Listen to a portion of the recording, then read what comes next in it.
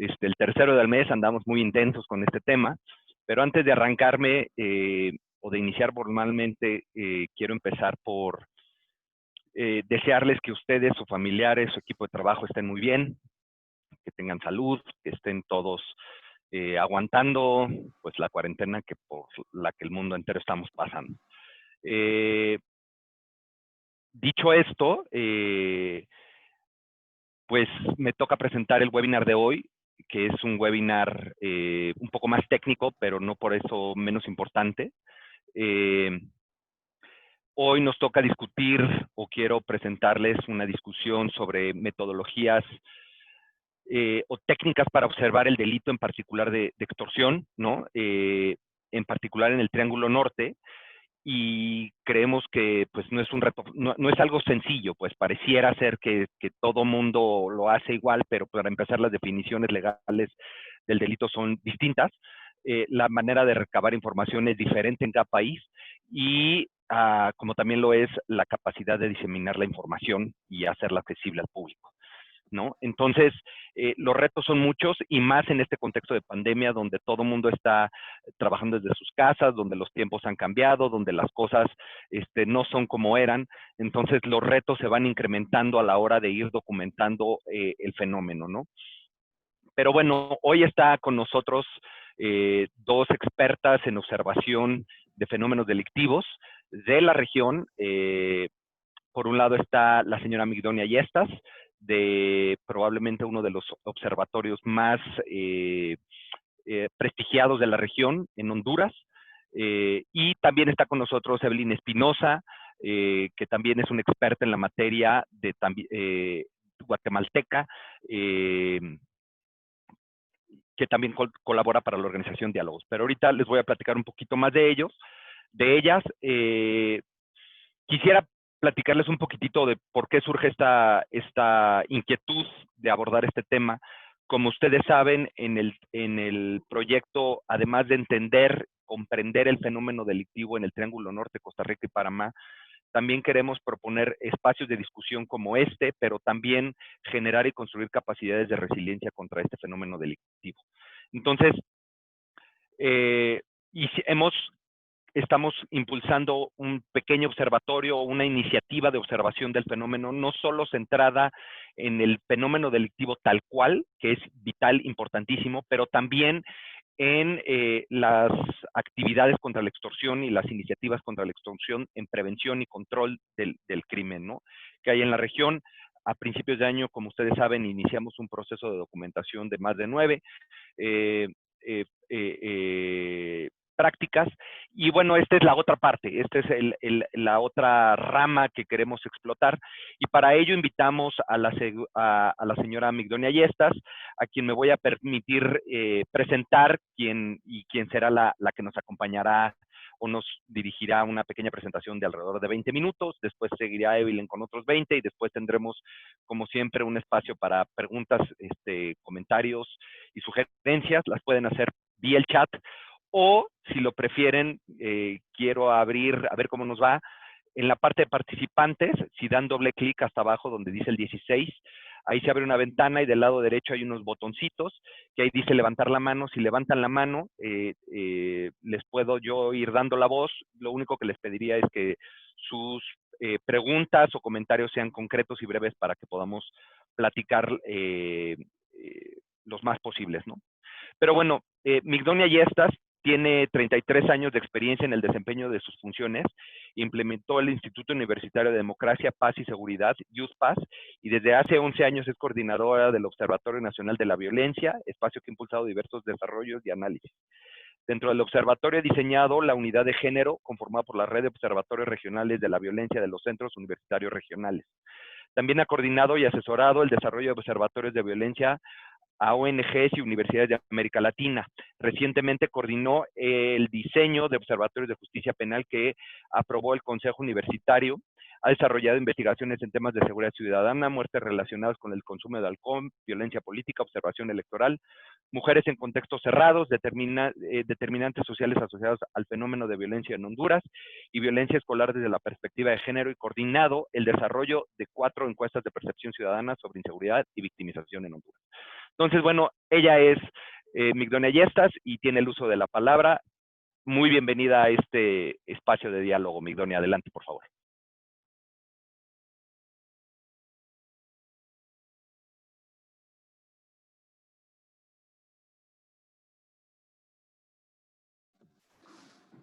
Migdonia, no le escuchamos, tiene que activar su micrófono. Buenos días a todas y todos. Muchas gracias por la invitación a Diálogos, por permitirme compartir esta experiencia sobre lo que hacemos como Observatorio de la Violencia y un poco analizar lo que se evidencia en el tema de la extorsión en Honduras. No es tan profundo el tema para el observatorio, pero nos ha permitido ver qué es lo que está pasando en Honduras. Voy a ponerles una presentación en este momento, que sí se está viendo, ¿cierto? Les cuento que nosotros somos un instituto de investigación científica de la Universidad Nacional Autónoma de Honduras, donde está el Observatorio Nacional de la Violencia.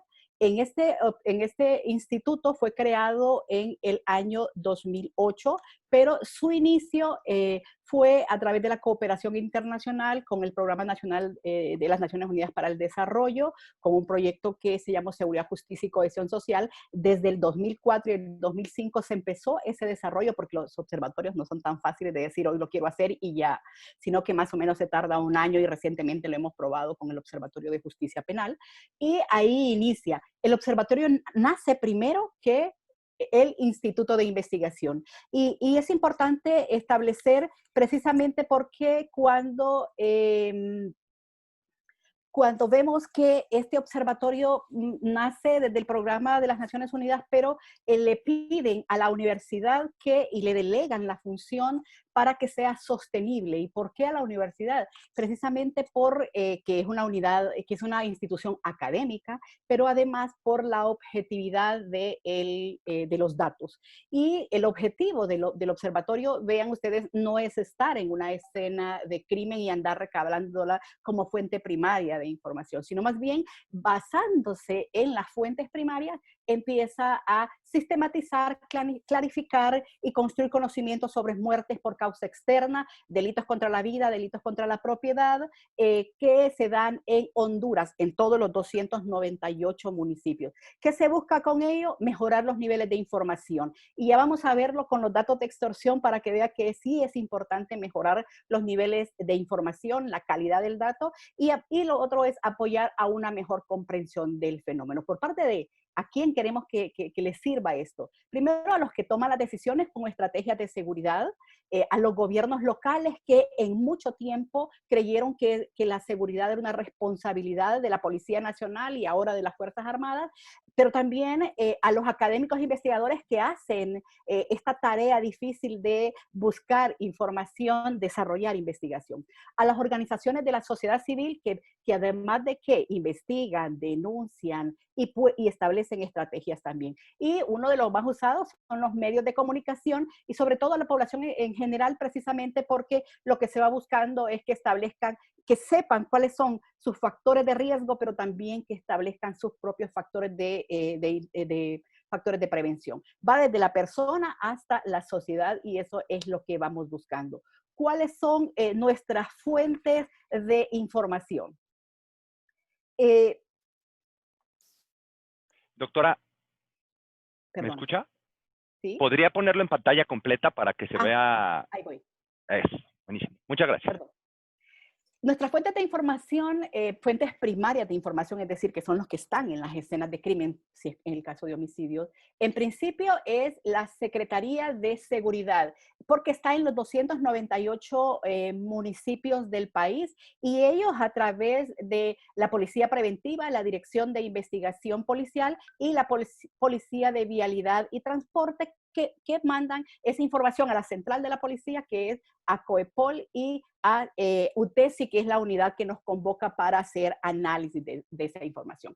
Pero también a través del Ministerio Público, la Dirección de Medicina Forense, que es al final quien define la manera de muerte de una persona, o las lesiones o las evaluaciones médico-legal que se establecen, y la Fiscalía de turno, que es la que llega a una escena de crimen y ordena el levantamiento. Pero también el Registro Nacional de las Personas, que es el que guarda y custodia toda la información de cada una de las personas que viven en el país, y no se establece un registro de un número de identidad. Y el Observatorio de la Violencia, que es un ente veedor ciudadano, pero también que este ente lleva y registra información que publican todos los medios de comunicación del país. También se ha establecido un sistema de participación ciudadana para que la ciudadanía pueda participar y decirnos qué son los delitos, qué son las incidencias delictivas que se están desarrollando en un barrio, en una colonia o en el país. Y pues esto nos sirve también, y la información que establecemos con las ONGs de género, derechos humanos y iglesias, incluso empresa privada, que nos apoyan para tener mejor información o información alterna. Y otras fuentes como la ciudadanía específica. Pero también podemos establecer que este proceso de validación, y esto quiero que sea importante porque estamos hablando del método, y este proceso es un proceso sistemático que permite la verificación, la unificación y la depuración de los casos, en este caso de muerte por causa externa, que se registran en las fuentes oficiales. Por eso tenemos 3 fuentes oficiales. Y lo que hacemos es, a través de la revisión de cada uno de los casos, nombre por nombre, en tiempo, en persona y en lugar, y de acuerdo a todas las variables que se han registrado, y además que intentamos contrastar con las fuentes secundarias que ya les había dicho y que tiene el observatorio. Por eso es que hablamos de un proceso de validación, que la unidad de medida es la víctima, no es el caso donde ocurrió, sino que la persona, porque lo que buscamos es ese problema de que la gente, las personas, siguen perdiendo la vida en el país.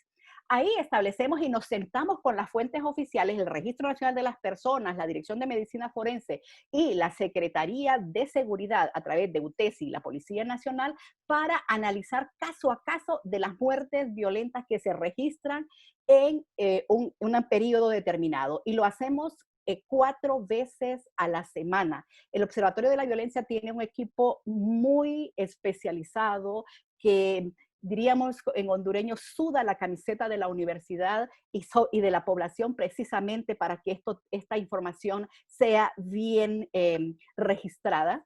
Y cuando ya se tiene un dato único de validación, ya hemos definido todos los datos en un periodo, en un día, en un mes, o una semana, o un año, se procede en segunda instancia a validar lo que ya hemos visto y validado con las fuentes oficiales, con lo que establecen los medios de comunicación, para ver si hay diferencias y podemos incorporar a datos oficiales, porque muchas veces está el médico forense o la policía en la escena de crimen que presenta la fotografía el medio de comunicación, y algunas veces no está registrado en la fuente oficial, y hacemos que mediante actas de no conformidad o de conformidad, que las incorporen, y esperamos.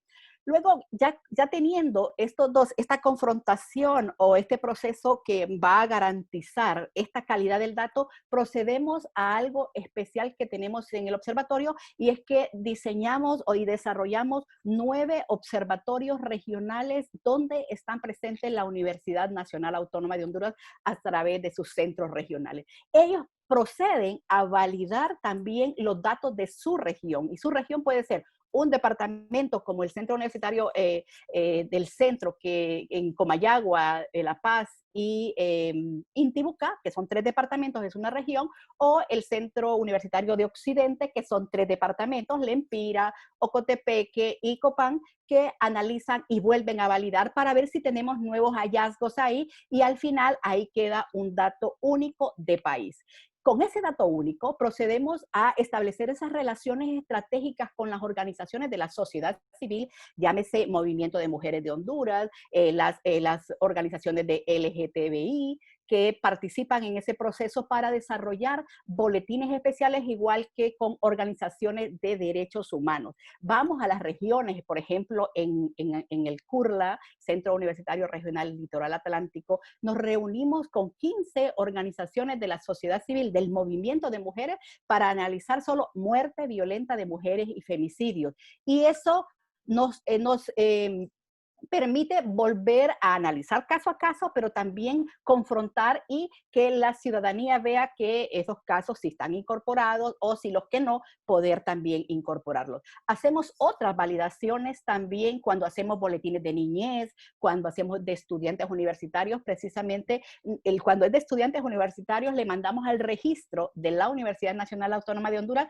que nos diga si a estas personas que dicen que son estudiantes universitarios tienen un número de registro, su carnet, y en qué periodo estuvieron matriculados, porque eso no lo da la información oficial, y en qué región universitaria. Así podemos decir de qué carrera están perdiendo la vida más, las ingenierías, medicina, y determinar en qué región universitaria, si es más en San Pedro Sula, que es la UNABS, o en Occidente, o en el centro. Eso nos permite, pero también, que es un tema que vamos a hablar más adelante, podemos también validar y hacer análisis sobre transportistas, sobre abogados, periodistas y demás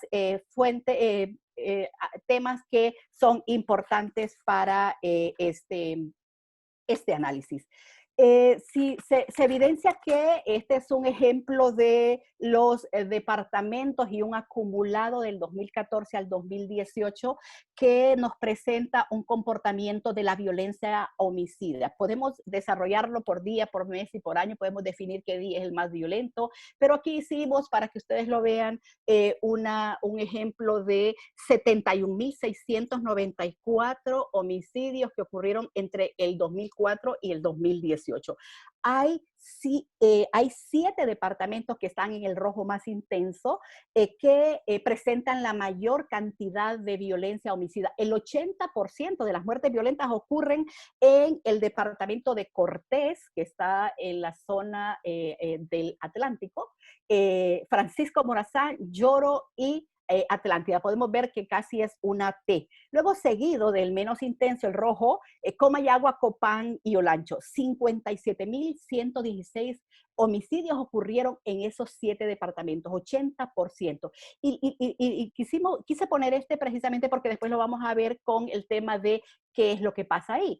Y vemos que estos departamentos son propicios y se evidencia el tráfico de droga, la concentración poblacional, ahí es donde está, en esos departamentos, pero también todo el tema de los ilícitos como el tráfico, tránsito, producción de droga en Honduras. Ya tenemos en muchos de estos municipios, de estos departamentos, que se está cultivando plantas de coca y que han sido, y la evidencia es que han sido destruidas por los órganos competentes. También están las maras y las pandillas, es donde más ocurren las extorsiones en el país.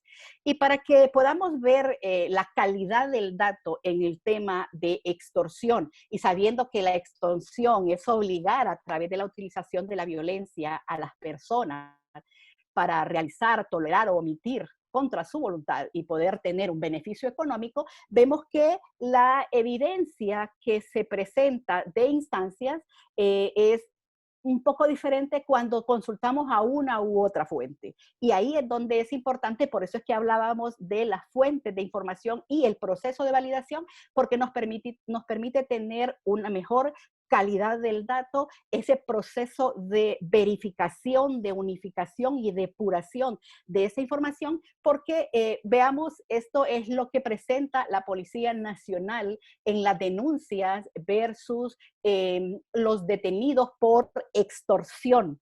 Y si lo analizamos y podemos definir, por ejemplo, en el 2018, que las denuncias fueron 1.464.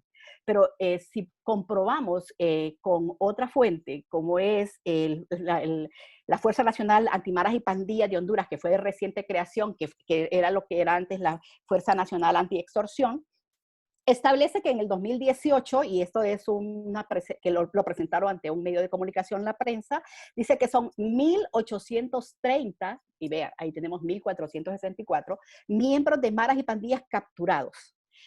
De esos, también en ese año, las denuncias que fueron aquí en la Policía Nacional, 504, las denuncias a la Fuerza Nacional anti-maras y pandillas, 2.213.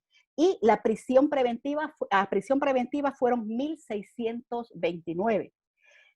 Y con medidas extrajudiciales 172. Pero también en un informe que hicieron en investigación a una cultura criminal, extorsión en Centroamérica, establece que en 5 departamentos ocurre 1.065 casos. Casi es el total, se acerca mucho al total que establece la Policía Nacional. Y solo estamos hablando de 5 departamentos y no del resto de los 17, porque solo Islas de la Bahía, gracias a Dios, no presentó ningún denuncia sobre extorsión. El diario La Prensa, para que lo veamos en otro año, el diario La Prensa establece en el 2000, que para el 2000, una presentación en el 2015, establece que para el 2014, que en este gráfico que estoy presentándole, las denuncias fueron 995 y los detenidos 448, diario La Prensa, y cita otra vez a la Fuerza Nacional Antiextorsión, que fueron 1.033 las denuncias, los detenidos fueron 606, y casos que fueron judicializados 358. Vean, la disparidad de información depende a quién se la estemos consultando. Por eso es que cuando el observatorio desarrolla este proceso de validación, es juntar las fuentes que tienen datos para quedar con un dato único, porque si no estaríamos como en muchos países diciendo de quién es esta información, y hay otros que tienen más cuando puede ser que sean los mismos casos o casos diferentes que se están presentando.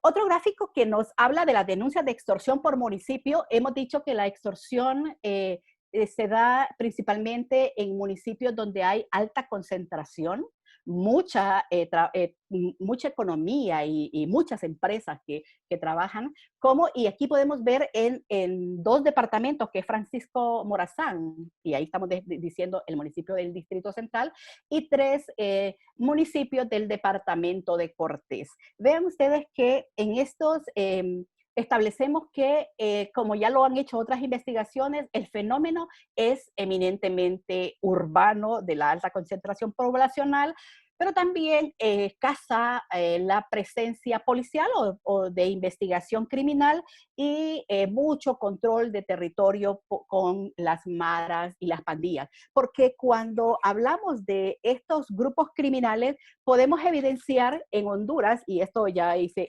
también la tarea de registros de los periódicos, que establecen que hay muchas, no solo la Mara 18 y la Mara 13, que está presente desarrollando este tipo de extorsión, que hay otras bandas criminales o grupos delincuenciales, y aquí tengo algunos nombres: La Rumba, el Combo que no se deja, el Pulido en Choluteca, los Pelones, los Copanecos, los Castillos, Tomazón, pero que hay otros grupos que son de delincuencia común que se unen para desarrollar este tipo de extorsión, pero también que coluden a funcionarios que se vuelven cómplices, de hecho, y ya hemos visto, para citar un ejemplo de estos, en una de las operaciones Avalancha, la Mara 13, que afectó directamente a la Mara 13, el administrador de todos esos fondos era un policía que había sido recientemente depurado. Y ahí es donde se vuelve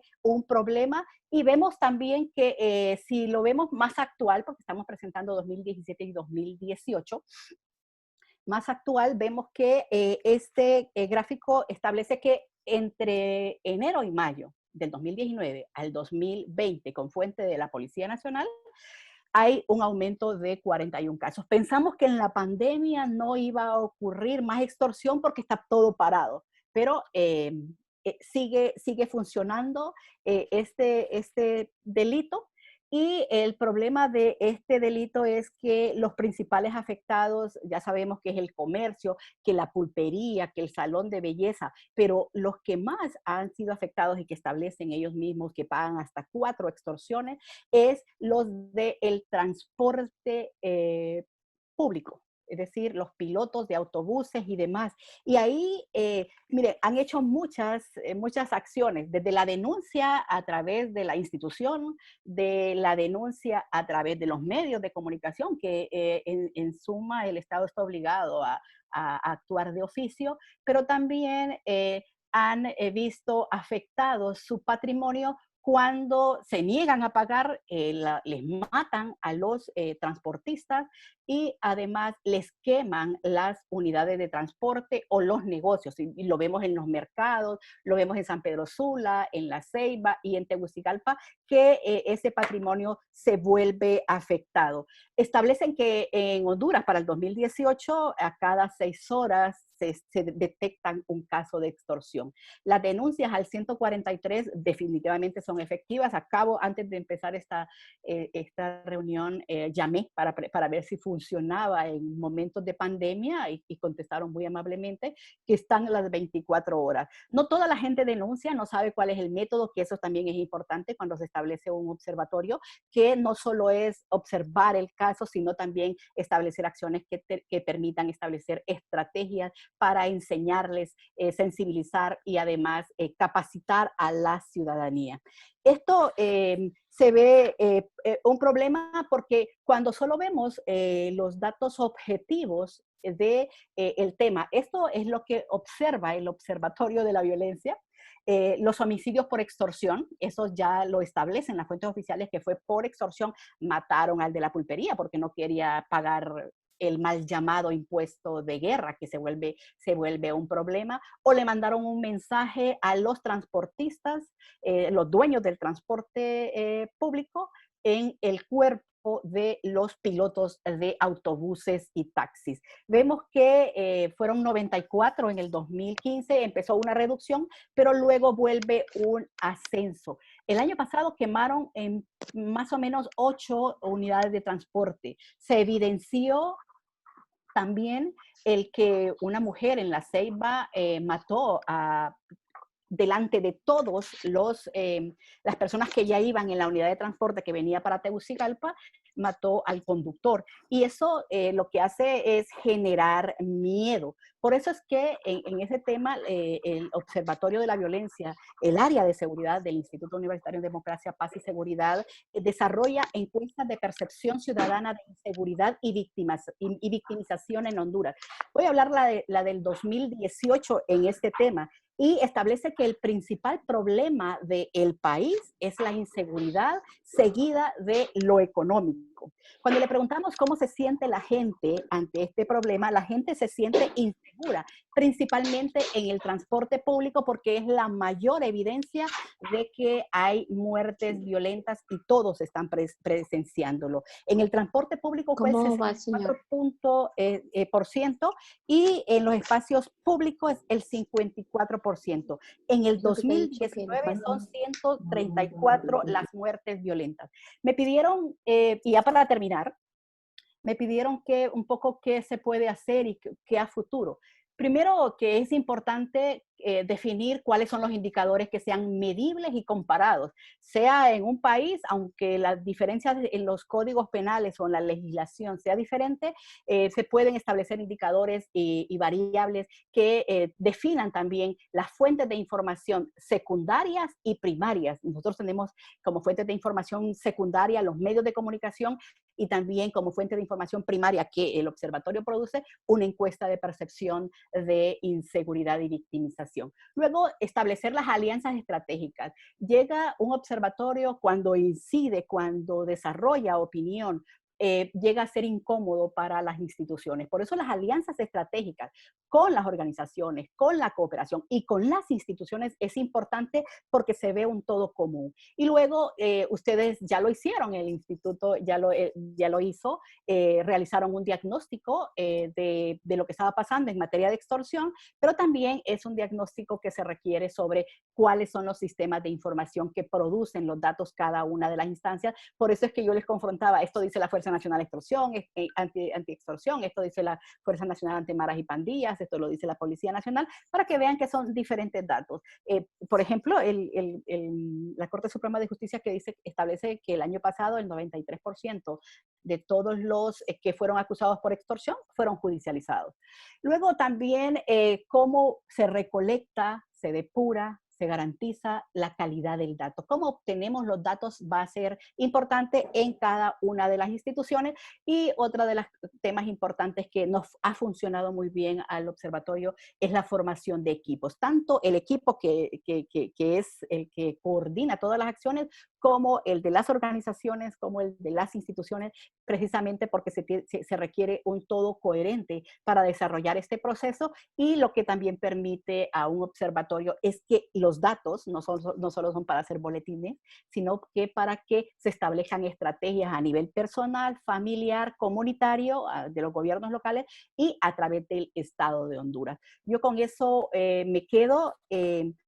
Quiero terminar con esta frase que lo dijo la OMS, que es importante y que ustedes la pueden ver, que los datos fidedignos sobre violencia son para planificar y vigilar, pero que también para sensibilizar a la población. Y eso es importante porque hacia ahí es donde queremos que se observe el fenómeno. Ya hemos visto que en Colombia, en otros países, hay protocolos para las empresas de cómo frenar o cómo no ser víctima de la extorsión, y eso es importante que no lo hemos visto en las empresas de Honduras, y eso también es un avance que hay que ir trabajando a través de un observatorio que estudie muy específicamente el tema de la extorsión, porque no solo es ver cuántos son extorsionados.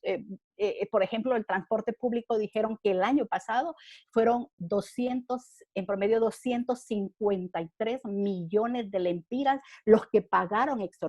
Y la queja de los dueños de empresas es que le pagan hasta 4 extorsionadores. Por eso es que le leí un poco cuáles son esos combos que no se deja a esas bandas delincuenciales, porque en Honduras solo hay 2 maras, la 18 y la 13. Y si pagan a 4 extorsionadores, entonces son ellos 2 más otros 2 que se están identificando, y muchas veces para causar el miedo dicen que son otra mara, dicen que son otro grupo criminal, y que lo pagan con quemar sus empresas o la vida de ellos o de sus empleados. Me quedo hasta ahí y muchas gracias. Doctora, muchísimas gracias. ¿Me escuchan? Sí, ¿verdad? Sí. Ok. Muchísimas gracias. Si puede dejar de compartir su pantalla nada más para poder continuar. Y si su presentación me pareció muy, muy, muy interesante. Algo que destacaría es que hace unos meses, tal vez era porque estábamos iniciando la pandemia, a finales de marzo, principios de abril, tuvimos un webinar donde justo veíamos que en Honduras la extorsión estaba, pues parecía a la baja, ¿no? Pero aquí, ahorita ya, digamos, un poco más de 2 meses después, tenemos otros datos. Ay, ¿qué pasó aquí?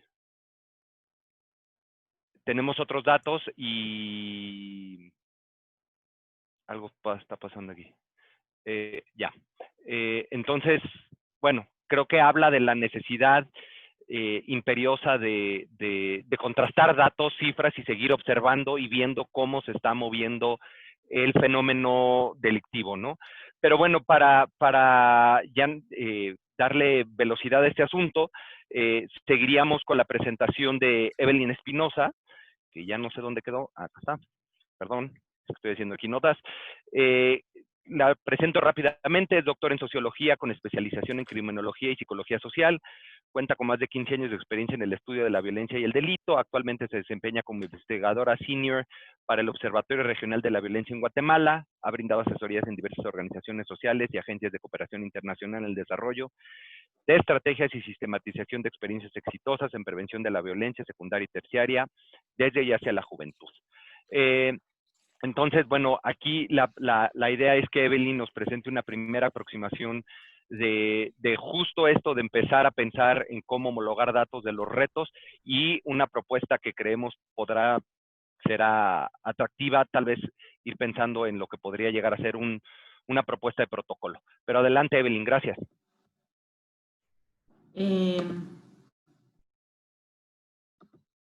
Muchas gracias, Guillermo. Buenos días a todos. Este es justo como lo definía Migdonia hace un momento, el primer paso que ella recomienda para establecer un observatorio. Esa selección o diseño de indicadores que nos permitan ir midiendo la evolución del fenómeno y que a la vez nos permitan comparar entre los países cómo se va manifestando. El ejercicio que realicé a solicitud de GI incluye el Triángulo Norte y también me esforcé mucho por tener datos bueno, no tengo por tener fuentes de información de Costa Rica y Panamá, pero no lo logré. Ahorita les voy a contar los retos. El principal es pues el contexto en el que nos encontramos, ¿verdad? Que pone a la gente y que pone la información también un poco en cuarentena. Pero bueno, voy a presentar esta propuesta de indicadores, la cual la expectativa es que ustedes como expertos en el tema la retroalimenten para a partir de ello proceder a una selección, digamos, de una lista corta y poder calcularlos. Entonces, lo primero fue partir de la definición legal, que ya tanto Guillermo como Migdonia hicieron referencia a ella, ¿verdad? Nos enfrentamos a definiciones distintas en los tres países, Guatemala, El Salvador y Honduras. La mayoría bueno, casi todos los países lo tenían incluido ya dentro de su código penal y tuvieron que hacer reformas para tratar de especificarlo un poco más.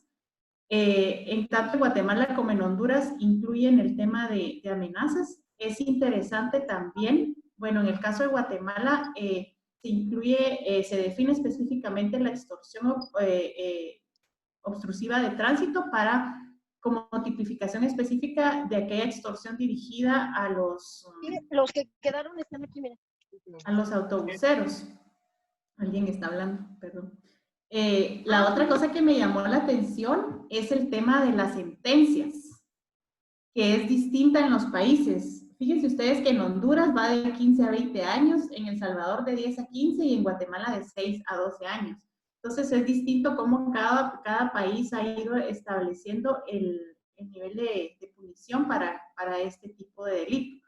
Ahora, si pueden ver en Costa Rica y en Panamá, la definición sí se parece un poco más.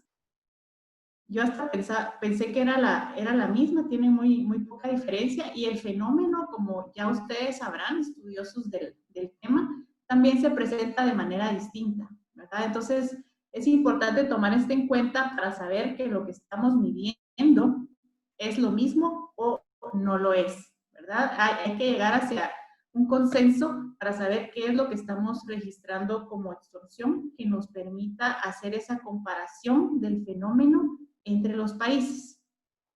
Entonces, para ello, ¿en qué nos basamos para establecer qué aspectos del fenómeno debemos observar?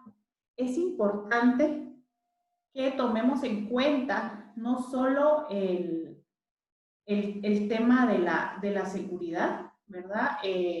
Cuánta gente va a denunciar, no solo la cantidad de arrestados, como ya nos presentó Migdonia, sino cómo se mueve el delito dentro de todo el sistema de justicia. Y para eso, vean ustedes, este es un sistema de justicia, digamos, el modelo de gestión estándar, ¿verdad? En donde hay procesos que son la prevención de la violencia y el delito, la investigación criminal, la persecución penal, resolución judicial, ejecución de sentencia y rehabilitación. Y todas ellas tienen, aquí no las nombré porque se llaman distinto en cada país, ¿verdad? Pero todas ellas tienen una o dos instituciones encargadas de estos procesos, lo cual implica coordinación entre las instituciones para dar respuesta al delito, a cualquier tipo de delito, ¿verdad? Y luego están los productos que son las aprehensiones o arrestos, las acusaciones, las sentencias, la tasa de ocupación carcelaria y la rehabilitación, que es realmente la función, o que debería ser realmente la función primordial del sistema penitenciario. Luego, los resultados intermedios, que son reducir la victimización, la reducción de la impunidad, el aumento de la reparación y el aumento de la reinserción social, ¿verdad? Y como resultado de impacto, resultado final, pues tendríamos ofensores rehabilitados y víctimas satisfechas con el sistema de justicia. Entonces, este es el modelo que, a partir de este modelo, y de la disponibilidad de los datos que se registran actualmente, es que construí un conjunto de indicadores que nos permitan dar seguimiento al delito de extorsión desde que se denuncia hasta que se obtiene una sentencia, ya sea absolutoria o condenatoria, por este tipo de comportamiento delictivo. Los datos que se registran de acuerdo a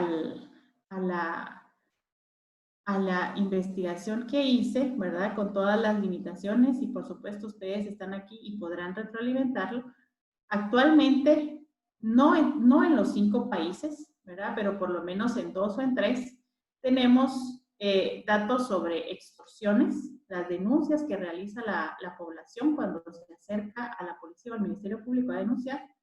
Tenemos, no, perdón, esto me refería a las encuestas de victimización que registran esa cifra de gente que no se acerca al sistema, las denuncias que son los que sí se acercan al sistema de justicia a denunciar, los detenidos, ¿verdad? Ya Migdalia nos presentó ahí una gráfica comparando las denuncias con los detenidos, los que solicitan servicios de defensa pública, ¿verdad? Aquellos que son detenidos y no tienen dinero para pagar la defensa privada, pues les es asignado un defensor público. Entonces el Estado ahí empieza a invertir también en este delito. Los que son sindicados, es decir, han sido arrestados y van ante juez, y los que el juez los liga a proceso, ¿verdad?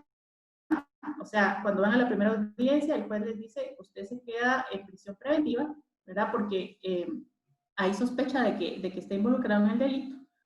Y luego los que reciben sentencia, que puede ser absolutoria, es decir, no le dan ningún tipo de condena, el Ministerio Público no logró mostrar su participación en el hecho delictivo, y los que ya reciben una sentencia por el delito, ¿verdad? Que son los condenados. Entonces, las fuentes de información, y aquí es uno de los principales retos, ya en la presentación anterior se hacía alusión a ello, ¿verdad?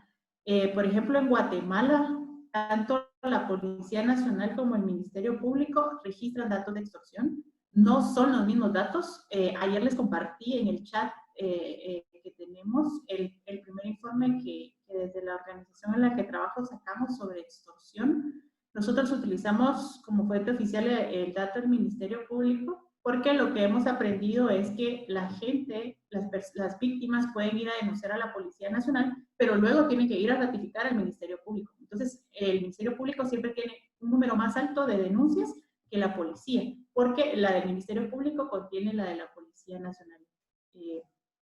Pero no, la gente que va al Ministerio Público ya no necesita ir a la policía, ¿verdad? En Honduras, pues también hay más de una fuente que registra el dato de denuncias, y la Policía Nacional lo que sí tienen solo ellos es el número de detenidos, ¿verdad? ¿Cuántas personas son arrestadas por el delito de extorsión?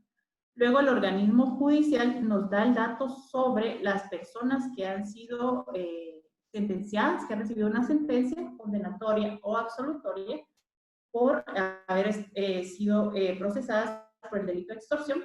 La Defensoría Pública nos da el dato del número de personas que han solicitado servicios de defensa específicamente para el delito de extorsión, Y luego tenemos las encuestas de victimización, ¿verdad? Que se realizan en varios países. En Guatemala solo se ha realizado una, fue en el 2015, pero que establece que alrededor del 14% de las personas no presentaron una denuncia al haber sido víctimas de extorsión.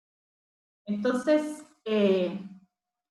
para poder saber los datos, si los datos que les mostré en la gráfica anterior estaban disponibles, lo que hice fue a través de la ley de solicitud de acceso a información pública, hacer la solicitud de los datos, ¿verdad? En Guatemala funciona con 10 días hábiles. En El Salvador me dijeron que por orden presidencial no estaban siendo exactos con el tiempo y más o menos tardaron un mes en dármela, pero ya recibí la mayoría de los datos.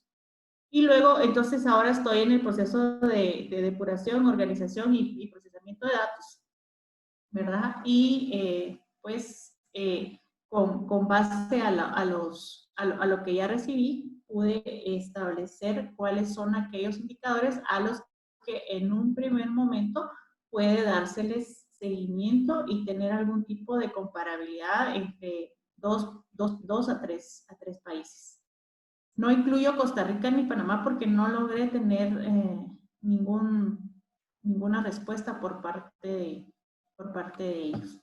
Bueno, ¿cuáles son los principales retos con los datos? 3 categorías: disponibilidad, calidad y comparabilidad.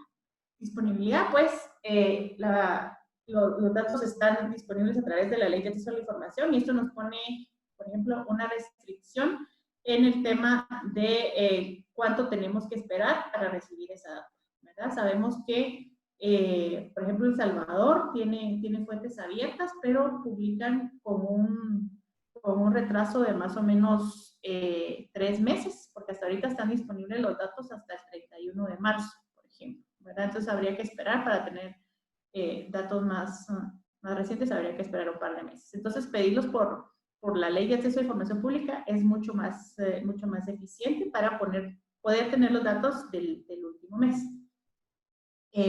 Los sistemas de registro también pues son distintos, ¿verdad? Tanto la PNC como el Ministerio Público, las diferentes fuentes que tenemos registran de forma diferente el dato, no hay una boleta única para registrar el delito, ¿verdad?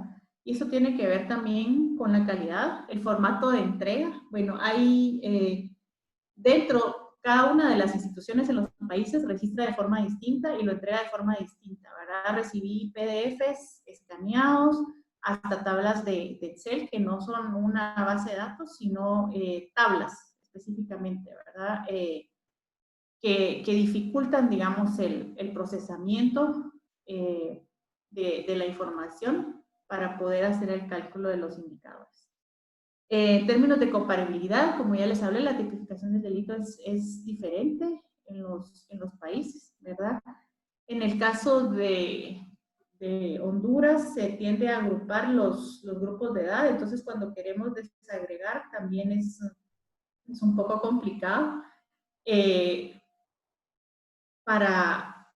Únicamente para el dato de denuncias por extorsión podemos contar con la desagregación a nivel municipal de sexo y edad, ¿verdad? Pero para los otros datos como defensoría, sentencias, tenemos que quedarnos a un nivel más alto que es el departamental, ¿verdad? Entonces, digamos, este tipo de complicaciones tiene que ver con que no hay una homologación, no hay una boleta única que permita a las instituciones llevar un registro estándar del delito, de cómo atienden el delito en cada una de las instituciones. Entonces, yo dividí los indicadores en 3. Indicadores de proceso, indicadores de estructura, es decir, la respuesta del Estado, cómo el Estado se ha organizado y está respondiendo al delito, y indicadores de resultados, ¿verdad? Basándome siempre en la disponibilidad de los datos que tengo, por lo menos para un país, ¿verdad? La idea fue siempre partir del país que tuviera más datos registrados, ¿verdad? Y tratar de lograr que los demás países se muevan hacia ahí para lograr la comparabilidad. Es decir, no construir un ideal, ¿verdad? Desde la teoría, lo que se debería, sino, digamos, esto es lo que hay. Entonces, como indicadores de proceso, están propuestos 4. La tasa de extorsiones por 100.000 habitantes, el porcentaje de procesados por el delito de extorsión, es decir, qué porcentaje de aquellos que fueron arrestados resultan siendo ligados a proceso por el delito de extorsión. Es decir, el fiscal logró en la primera audiencia ante el juez demostrar que hay indicios de su participación en el delito. Luego, el porcentaje de sentencias condenatorias, ¿verdad? De todas las sentencias que se emitieron por el delito de extorsión, como les dije, hay absolutorias y hay condenatorias. Demos seguimiento a cuántas sentencias condenatorias. Y el porcentaje de servicios de defensa pública penal destinados a este delito, ¿verdad? Entonces, esto nos da una idea de cómo se va moviendo el delito en el sistema de justicia. Tomamos datos de todas las instituciones que participan en el proceso y no examinamos números, sino examinamos tasas y porcentajes. El nivel de desagregación, como les dije, hasta ahora en esta primera fase va a ser el mínimo porque no hay un estándar, sexo, edad y municipio para este primer indicador, y para los demás posiblemente solo nos vamos a quedar a nivel departamental, dado que no se registra otro tipo de dato, ¿verdad?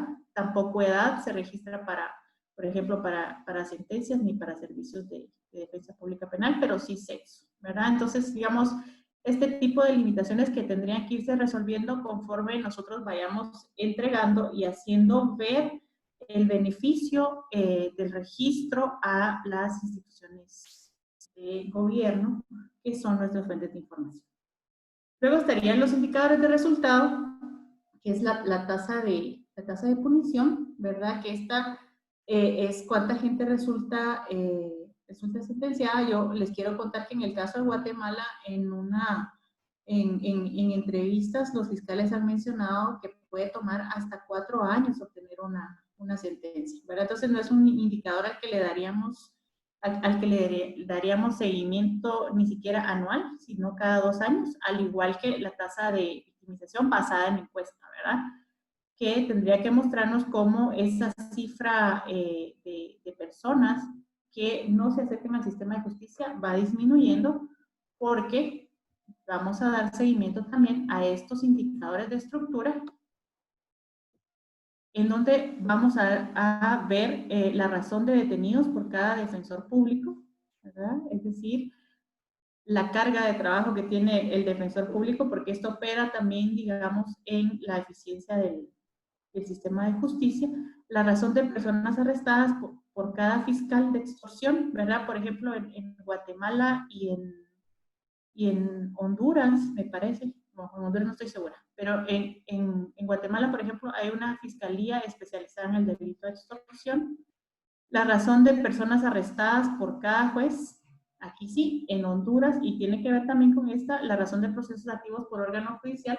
En Honduras y recientemente en Guatemala ya hay órganos jurisdiccionales específicos para el delito de extorsión, ¿verdad? Entonces eso también nos va dando una idea cómo el Estado se va organizando para dar respuesta al delito, ¿verdad? Que en muchos de los países empezó a surgir mucho antes de que siquiera hubiera legislación al respecto. Por ejemplo, en Guatemala tenemos datos desde 2004 en el tema de extorsión, que son mínimos, ¿verdad? Porque el boom fue en 2009, y sin embargo la Fiscalía se organizó, la Fiscalía Especial, hasta 2015, ¿verdad? Entonces, dependiendo de cómo el delito se va haciendo más visible y va convirtiéndose en una preocupación para la ciudadanía, es que el Estado empieza a organizarse y de tal cuenta que es importante darle seguimiento a este tipo de indicadores.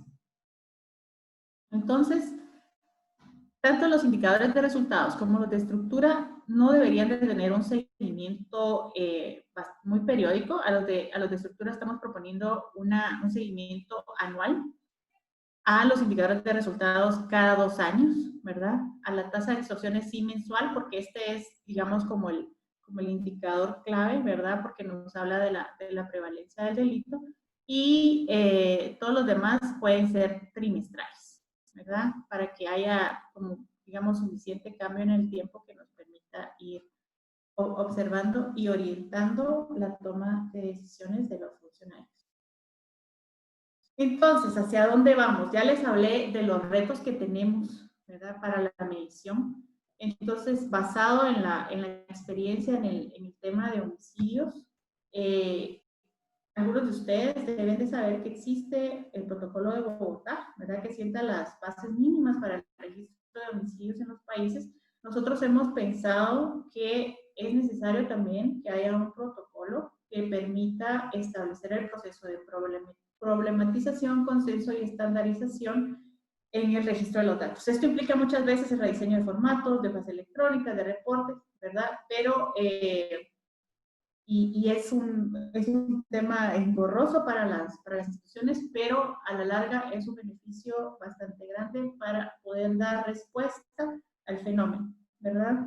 Esto incluiría, por ejemplo, un tablero de información que permita la visualización de los datos, ¿verdad?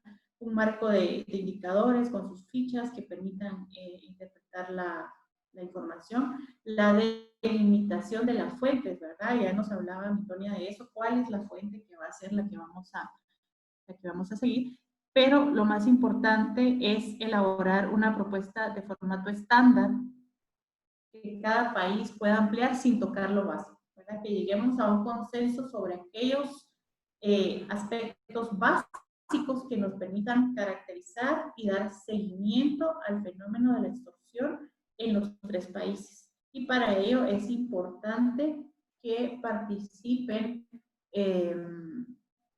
las instituciones encargadas, las instituciones fuentes, productoras del dato de cada uno de los países, ¿verdad? Que son quienes mejor saben las fortalezas y debilidades de sus sistemas de información y a qué es a lo que se pueden comprometer.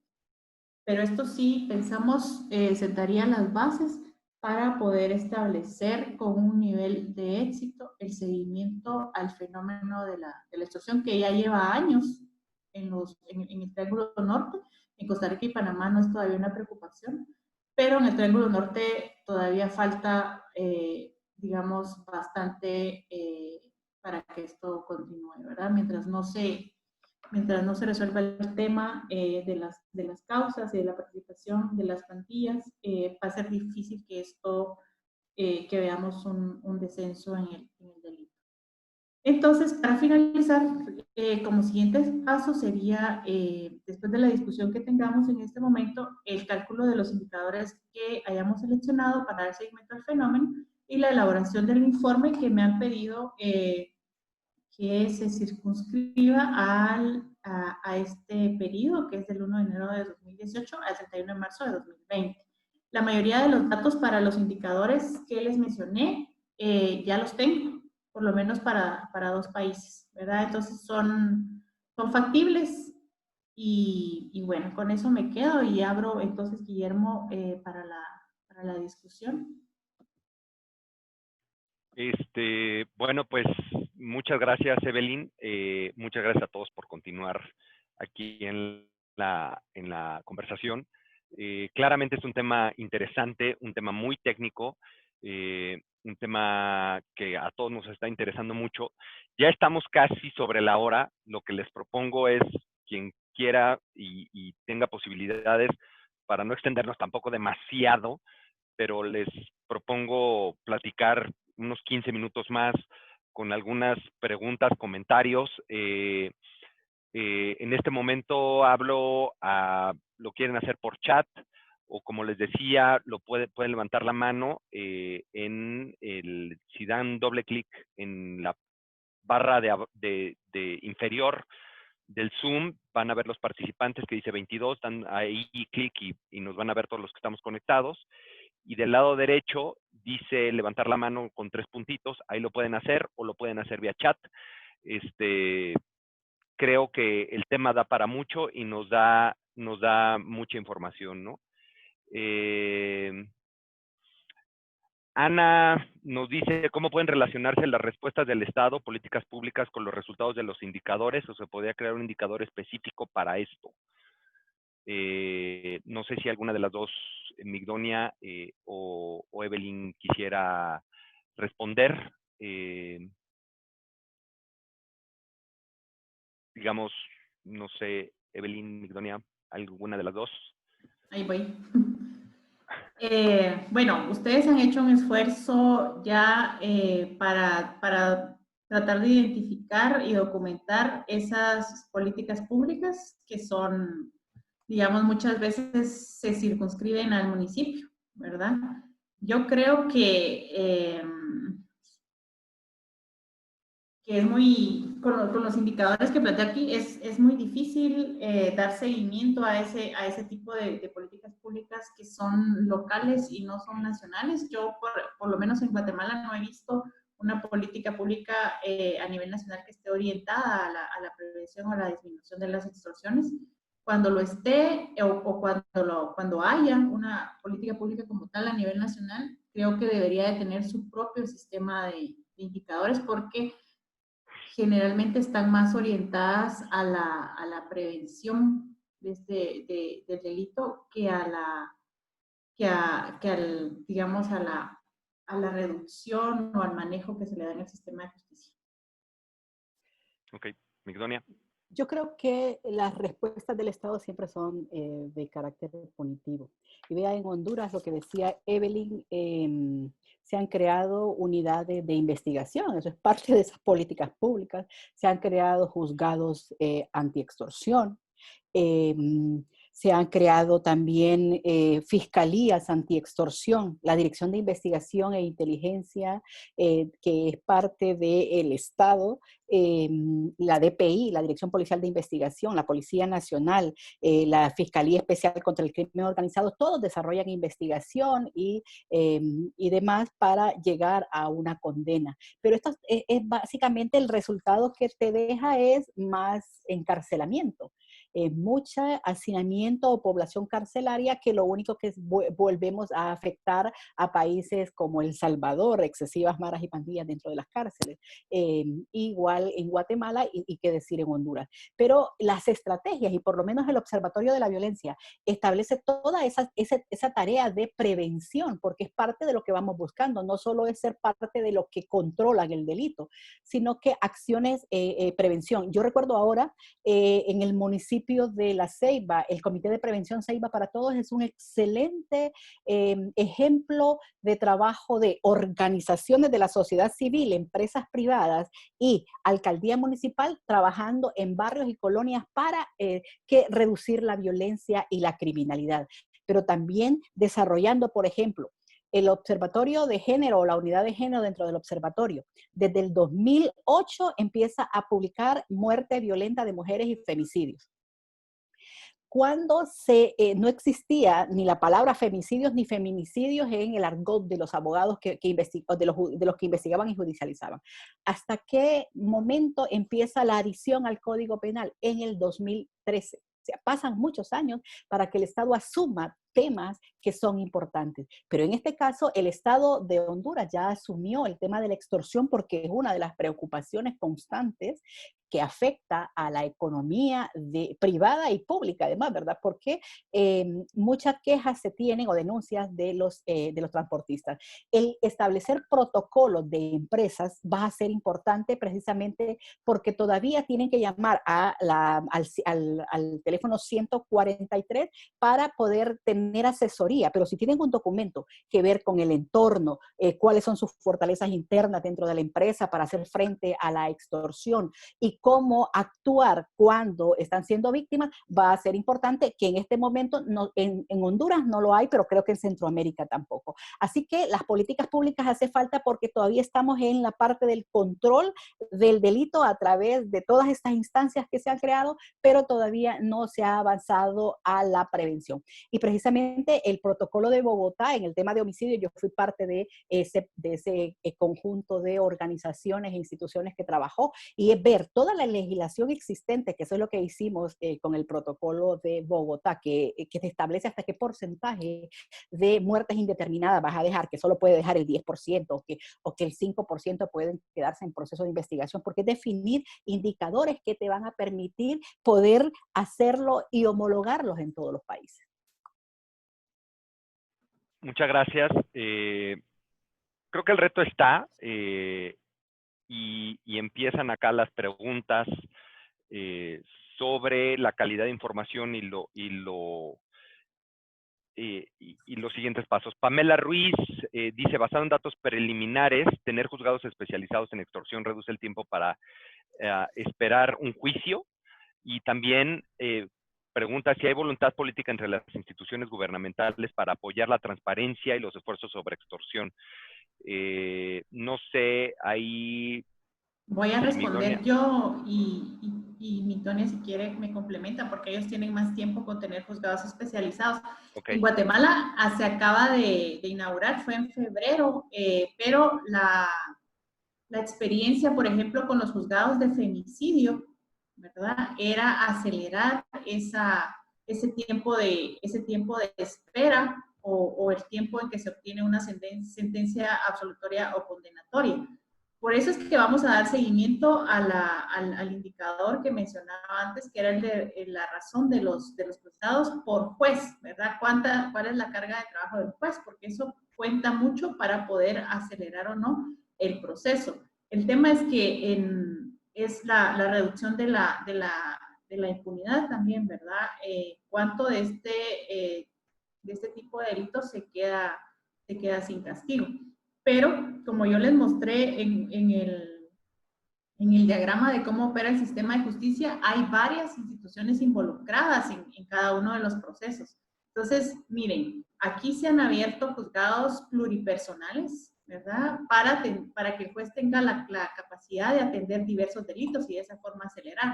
El tema es que cuando lo hicieron, los fiscales del MP se pusieron más eficientes y llevaban más casos. Entonces, otra vez se colapsó el sistema. Para mí, digamos, todas las instituciones tendrían que actuar de forma coordinada. Si el Ministerio de Gobernación o la Policía Nacional Civil tiene dentro de sus políticas combatir el tema de la extorsión, entonces va a haber más personas arrestadas, significa que vamos a necesitar más defensores públicos para poder atender a estas personas, más fiscales que puedan hacer el tema que puedan realizar la acusación y más jueces disponibles, ¿verdad? Pero si tenemos solo que se habilita un juzgado y que hay más fiscales, pero no hay suficientes defensores públicos, entonces no hay forma de que el sistema de justicia opere como tal, como sistema. Y entonces se entrampa otra vez el proceso y se incrementa el tiempo en que se obtiene una sentencia.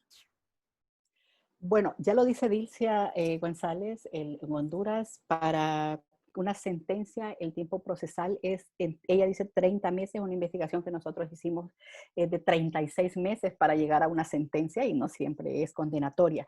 Lo que se requiere para que funcione un observatorio es primero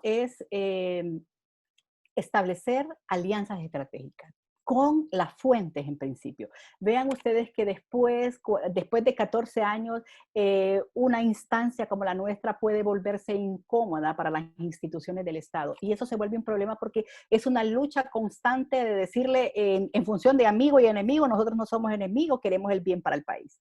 Las instancias que tienen que ver con la transparencia de la información no siempre funcionan. Dan los datos que quieren o empiezan a aplazar dar los resultados y pedir los tiempos. Por eso es que es importante la voluntad política de las instituciones para poder compartir datos, porque compartir datos agregados y no saber a quiénes más procesan, a las mujeres o a los hombres. ¿Quiénes son los que más se dedican a la extorsión? ¿Las mujeres o los hombres? ¿Cuántos niños y niñas involucran precisamente porque creen que no van a ser procesados y van a pasar a otra instancia y no a las cárceles? Todas esas cosas o preguntas hay que hacérselas precisamente porque se requieren desagregar el dato.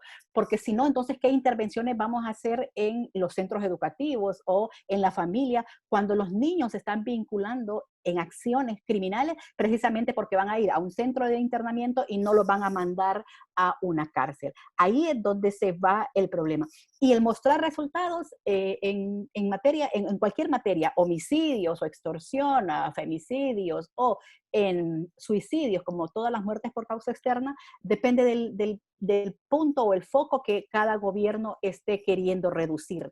Por ejemplo, en Honduras, lo que siempre se quiere reducir es la tasa de homicidios o la tasa de femicidios. Y precisamente se crean muchas instancias, aunque los tiempos procesuales son largos, pero quieren resultados de impacto. Y vean el tema de maras y pandillas.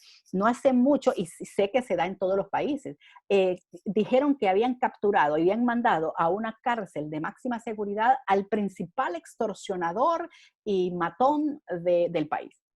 Días después, o años después, descubrieron que al que estaba en la cárcel no era el tipo.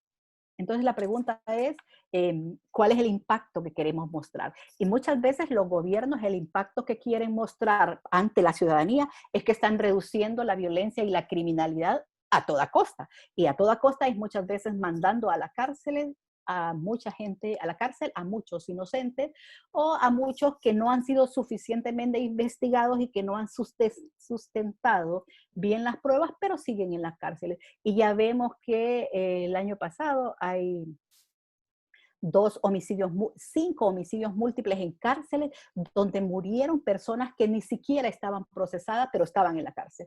Se vuelve un problema, esto es bien largo de analizar, pero se requiere la voluntad política para el acceso a la información, porque hoy te la doy y mañana no, porque lo que presentaste no me gustó, eso se vuelve un problema en los países. Obviamente lo vivimos como Observatorio Nacional, que tenemos que estar negociando constantemente el acceso a los datos, porque a veces ni siquiera quieren darlos para que no se publiquen esa información y que no podamos hacer análisis de esos datos. Bueno, es que sin duda el tema de la observación y de analizar las cifras te lleva bueno, desde mi punto de vista, te lleva a la política pública y implementar políticas públicas diferenciadas, ¿no? O sea, no solo entender el fenómeno, sino también, bueno, pues tengo que hacer estrategias de control focalizadas en este lugar y en estos horarios, pero también tengo que atender a esta y esta población, que son las que están generando el fenómeno, o, por otro lado, las que son más víctimas, ¿no? O tienen un porcentaje más alto de victimización, ¿no? Creo que la discusión da para muchísimo. No sé si tengan más preguntas, no veo más preguntas acá. No sé si Dilcia nos quiera compartir un poquito de su experiencia en los juzgados. Sería interesante que nos pudiera compartir algo si lo quisiera. Pero también, por otro lado, les quería compartir o provocarlos un poquito con este tema del protocolo. Creo que es ambicioso, pero tal vez si iniciamos una discusión, tal vez aparte, en paralelo o como un subgrupo de la red, que nos ayude a ir viendo cuáles son las realidades, las perspectivas y los límites que podríamos tener. A mí se me ocurre que algo, pues, mínimo, ¿no? ¿Qué tendrían todos en las diferencias que existe, al menos en el Triángulo Norte, o que existen en el Triángulo Norte, en las definiciones procesales o legales de cada uno? ¿Qué sí tendrían que estar observando? ¿Cómo podemos en las diferencias encontrar algunos puntos de toque donde podamos decir, sí, está bajando, está subiendo, se está controlando, hay más víctimas de este tipo, de este otro tipo? Denme un segundito. Adelante, Dilcia, si quieres comentar algo, ábrete tu micrófono y platícanos tantito. Muy buenos días, un saludo, licenciada Migdonia, un placer saludarla. Efectivamente, las políticas públicas sirven de ruta, ¿no?, para asumir compromisos generalizados en beneficio de la sociedad. Desafortunadamente, estoy de acuerdo con la licenciada Migdonia en cuanto a que la reacción es puramente punitiva. O sea, el poder punitivo del Estado se ha fortalecido en cuanto al combate contra la extorsión. Sin embargo, la prevención se ha dejado de lado. Hay una población muy sensible que son los mayores de 18 años, menores de 20, que de alguna manera han entrado en conflicto con la ley, luego han salido y la Fuerza Nacional Antimaras y Pandillas por cualquier motivo los detiene y los detiene por extorsión, ¿no? Porque ya los tenían fichados anteriormente y de alguna manera esa población se vuelve muy, muy sensible, ingresa a la prisión preventiva por extorsión como adultos y se están esos 30 meses legales, que la prisión preventiva nuestra son 2 años y se puede extender hasta 2 años y medio. De ahí no se puede mantener en prisión preventiva. Luego es obligatorio entonces revisar la prisión preventiva y estas personas salen del centro penal y desafortunadamente algunos reingresan a las pandillas, continúan ejerciendo las extorsiones, pero ya la ciudadanía ya no quiere denunciar, ya no quiere exponerse, porque precisamente ese juego de poder punitivo del Estado vuelve insensible de alguna manera a la sociedad y los obliga a tomar decisiones bastante desarraigadas. Nosotros cada vez más tenemos desplazamientos entre municipios porque la gente sale huyendo. De los casos que se judicializan, que son muy pocos, porque desafortunadamente nosotros trabajamos solo con los casos infragantes. Aquí la investigación en materia de delito de extorsión está en deuda. Si los agarran infragante y tienen ahí la víctima, entonces ese se judicializa y para de contar, no hay más. Usted revisa el total de los casos judicializados, el 99% ingresó por la Fiscalía de turno en flagrancia.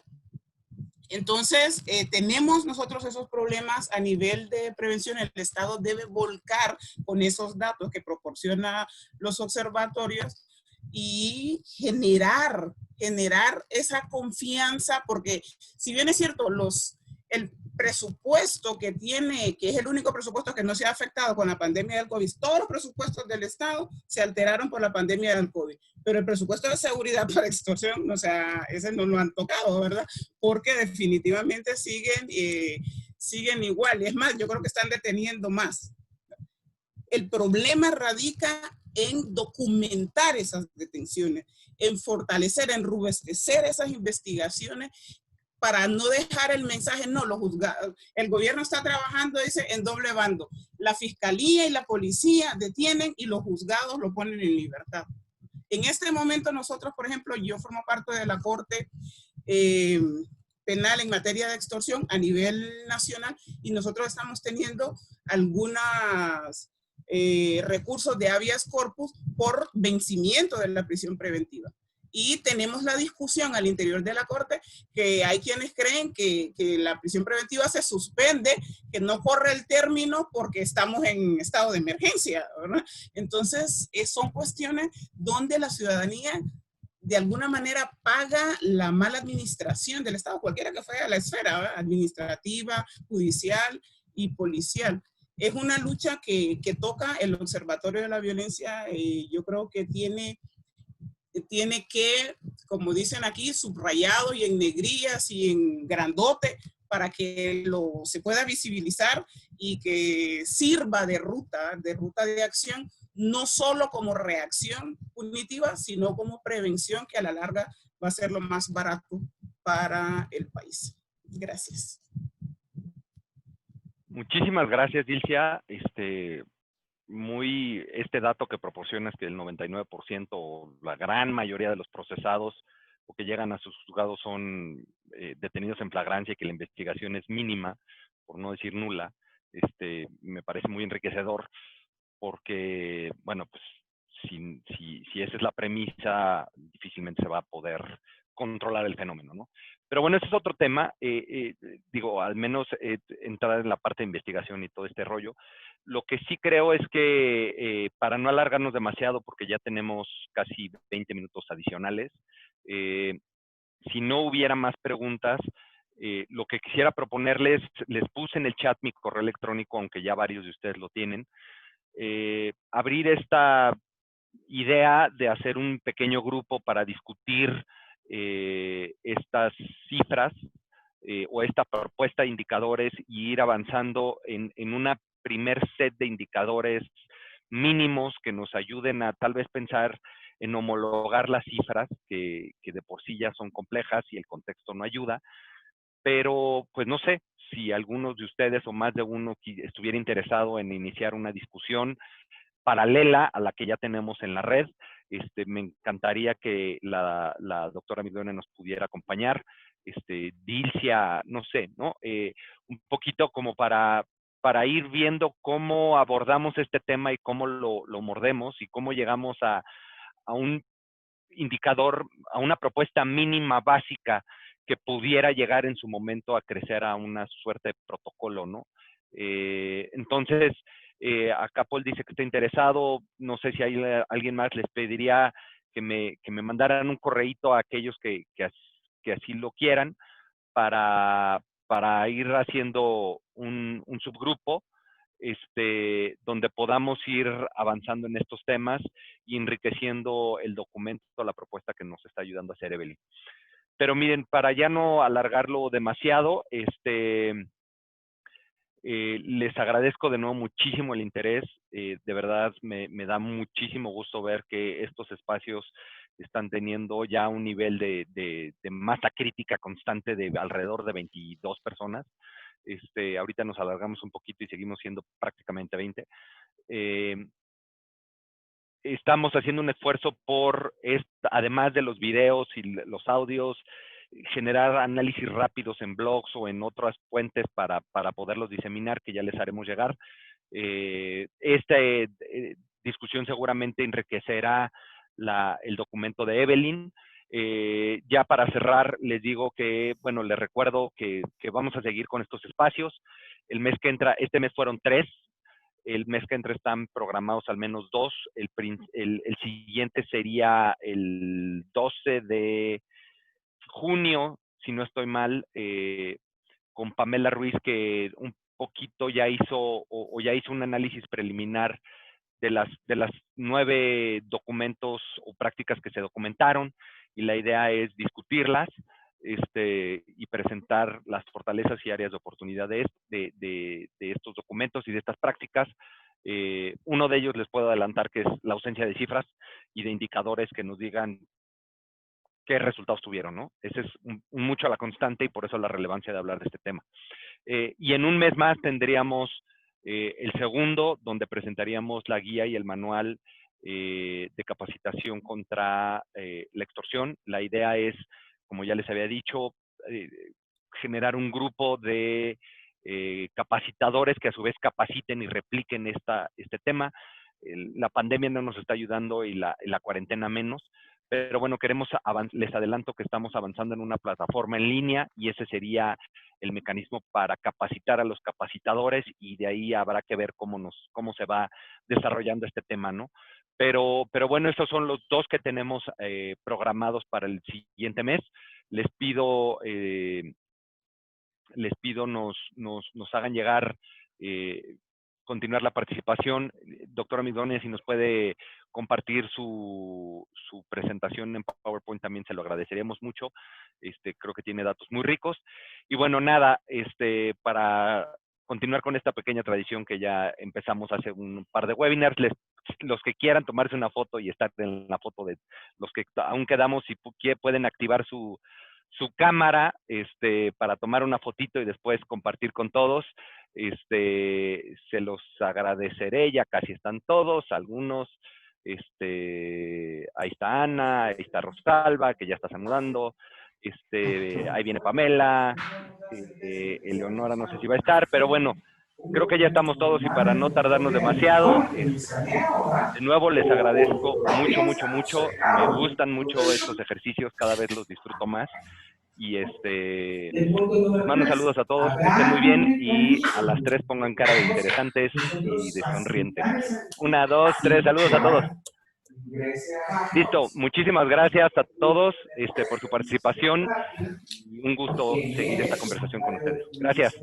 Hasta luego.